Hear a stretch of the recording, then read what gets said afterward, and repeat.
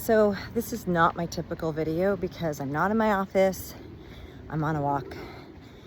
But I had this thought because I just gave a big talk and somebody asked me the question, what is the difference in these teachings and also what a lot of people teach about manifestation? So, and to back up, I talk about presence. I talk about presence, however, from the perspective of your presence is something that's revealed when pressure hits.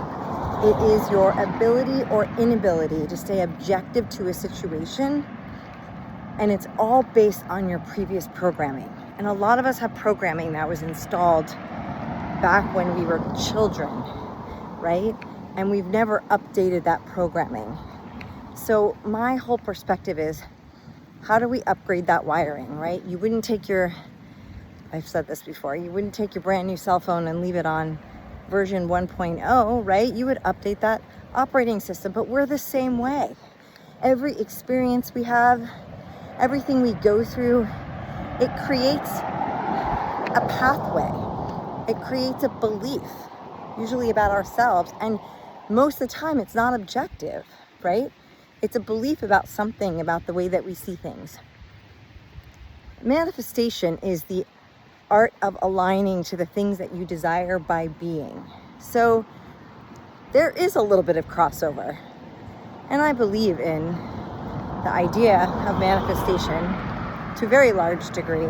I believe in the idea that when you're being and you're allowing, the things that are meant for you can come to you. Your presence, when you realize it's just a practice and you practice it on a daily basis, it's not a personality trait, it's a system, right? There's a framework to that system. And when you get that system down and you realize that you're practicing being present, you're practicing being non-objective, you're practicing just being. And when you are just being, the things that are meant for you do come to you. And I'm a very big example of that. And I'll go into my story in a couple of episodes, but I can tell you that this work has changed my life. And before I was, doing a 9-to-5, that was never 9-to-5. I was a vice president. I worked in 3 different verticals. Worked many, many hours and till my system said it had enough. And so I made some big changes. Lots of stuff happened. And now I'm working. I do a lot of PR and brand work still. And I do this presence teaching on the side because I'm passionate about it.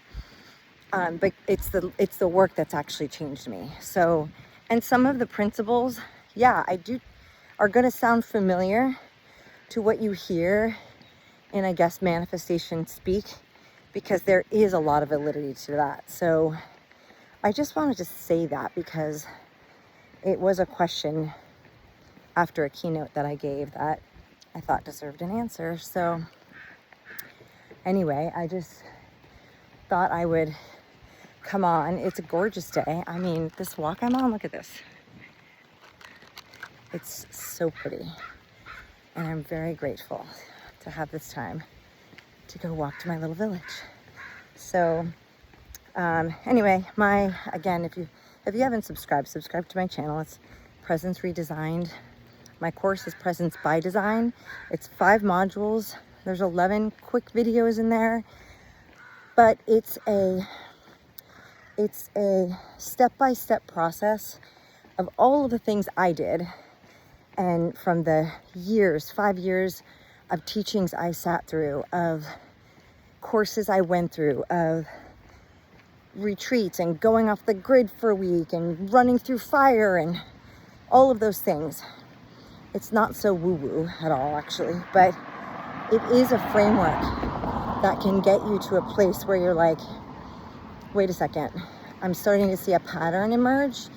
And when pressure hits my system, what you'll get from that is, if you do the work, you walk out of it like, Okay, so now I understand what it feels like when pressure hits my system. I know what to do so that I can respond and not react. And that's really the whole purpose. Because every time you do that, you're collapsing a version of you that was non-objective and unsteady. And you create a new neural pathway that showcases your stability and curates a version of you that you get to intentionally design and decide on.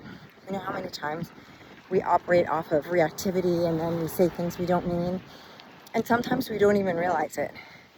But that's part of your legacy. It's how people experience you, especially in those times where it's tough or the pressure's heavy when you're at work. I mean, I've been through work events where, I sat through a startup that we were trying to get sold. It took a couple of times, so 3 times fell through our fingers, finally sold for just under $1 billion. You know how much pressure that is?